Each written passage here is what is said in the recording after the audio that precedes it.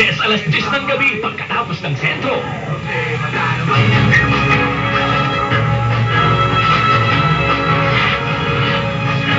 Ngayon po ay ika-24 na taong anibersaryo ng pagkamatay ni dating Senador Benigno Ninoy Aquino Jr. Pero sa paglipas ng panahon, hindi pa rin nasasagot ang misteryo ng kanyang asasinasyon. Naninindigan ng pamilya Aquino magkakaroon lang ng kapatawaran kung may paghingi ng tawad at ituturo ng mga nakakulong na sundalo kung sino ang utak ng pagpatay.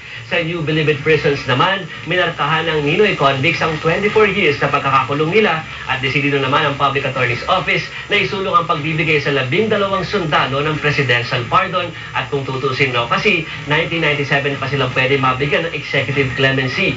Kaugnay ng balitang ito ay makausap natin si Seri Ann Torres. Ano reaksyon ng pamilya Aquino sa sinasabi ni Chief Justice Narvasa na isa na lang ang libro ng pagkamatay ni Ninoy at palayain na ang mga nakakulong na sundalo? Joby, kanina nakausap ng media itong si dating Pangulong Cory Aquino at ang sabi nga niya ay hindi madali na payagan ang isang closure lalo pa at bagamat humingi ng sorry sa kanila, itong mga sundalong ito ay hindi pa rin daw umaamin hanggang ngayon.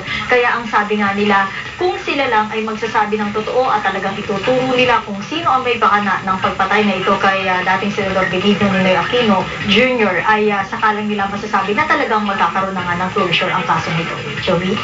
Nakausap mo yung mga nakakulong na sundalo, di ba? Kamusta na sila after 24 years nga behind bars? 24 years, Joey, no? Yung isa, si ex-Sergeant de Guzman ay 4 na beses na palang na-stroke at ngayon ay naka-wheelchair na. Kalahati ng kanyang katawan ay hindi na niya maigalaw o wala ng pakiramdam. Yung isa, si ex-Sergeant de Mesa, ay iniwan na pala siya ng kanyang nobya at hindi na rin tuluyang nakapag-asawa. At ang isa pa, na isa ring sundalo doon, si ex-Sergeant Lat naman, ay nagdiborsyo na o nakipagdiborsyo na sa kanyang asawa dahil nga inabandona na sila. Ang iba pang kasama nila nananatili sa pagsasabi na sila daw ay parang tuluyan ng nasira ang buhay dahil nga 24 years na sila sa Muntinlupa. Jovi, narito yung bahagi ng ating mga naging panayam kanina. Inuulit ko na hihingi ng kapatawaran sa kanya. At sana itagbigyan niya. Pagamat pinatawad na ako ng Diyos, dapat siya rin marunong magpatawad. Yun lang naman na hinihingi ko nung pa sinabi ko sa kanila, sabihin lang niyo sa akin kung ano alam ninyo. Pero hanggang ngayon sinasabi pa nila, wala daw silang kasalanan. Hindi daw nila pinatay si Ninoy at pinipilit pa rin nila si Galman ang gumawa. No? Kanya medyo mahirap tanggapin yun. Ano? Jovi? Matagal na yung issue ng presidential pardon sa mga Ninoy convicts. Ano raw ang tsansa ayon sa PAO na mangyari ito sa Administrasyong Arroyo at nasan nga ba si Pangulong Arroyo ngayong death anniversary ni Ninoy? Jovi, kung ang tatanungin mo ay yung PAO, si Atty. Persida Rueda Acosta, sabi niya ay 14 years lamang sa loob ng kulungan ay talagang kumbaga sa sakop na sila nitong presidential clemency kung sakaling ang magbigay si Pangulong Arroyo. At ngayon nga kaya daw taon-taon ay inaapilan nila ito sa Malacanang dahil matagal naman na daw na qualified ang mga convicts na ito. Kay Pangulong Arroyo, Jovi, na pag-alaman natin na bagamat walang public engagement o public activity ang Pangulo maghapon patungkol nga dito sa death anniversary ni Ninoy, na pag-alaman naman natin na kanina pala ay nag-aalay siya o nanguna siya isang 1-minute prayer para sa death anniversary na ito ni Ninoy. Jovi? Yan po ang big news ni Seri Ann Torres.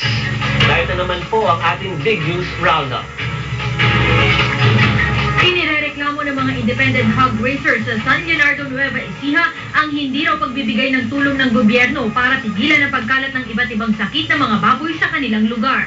Dahil dito napilitan na raw ang karamihan sa mga may piggery na ibenta na lamang ng palugi ang kanilang mga alagang baboy. Inamin din ng ilang hog racers na hindi lahat ng baboy na may sakit ng hog cholera, swine flu at porcine reproductive and respiratory syndrome ay inilibing. Ilan daw dito ay ibinenta pa rin sa mga palengke. Matapos yanigin ng intensity 6.6 na lindol ang Davao at Surigao kagabi, tinamaan naman ng 5.1 earthquake ang General Santos kaninang alas 7 ng umaga. Naramdaman ng intensity 4 sa Subic at Zambales at intensity 3 naman sa Makati, Pasig, Manila, Olongapo, Cabuyao, Laguna, Angeles at San Fernando sa Pampanga. Pinag-iingat naman ang PIVOC sa mga apektadong residente sa posibleng pagkakaroon ng aftershock. Tumalang na rin sa witness stand si Bongbong Marcos para patunayang pag-aari ng kanilang pamilya ang 60% sa mga negosyo ni Lucio Tan.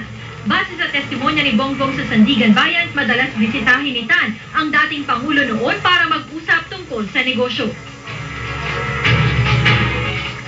Susunod sa big news, matapos sa isang linggong bakasyon, mga estudyanteng na apekto ng sunod-sunod na bagyo, babawian ng DepEd.